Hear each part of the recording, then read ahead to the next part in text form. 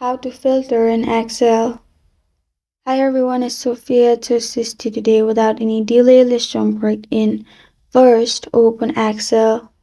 You'll find this kind of screen pop up. Click on Data, which is located on top. In Data, you will find Filter option. Click on Filters, and for your topics, you will find arrow pop up. Simply click on that, and from here you can filter by clicking on specific numbers or letters you want.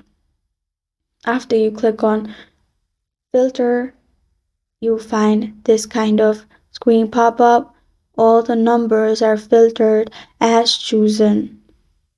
And this is how to filter in Excel. Thank you for joining me today. If this video helps you out, please leave a like and subscribe for more. Got a question or want to suggest a topic? Comment below. I am Sophia signing off. Until next time.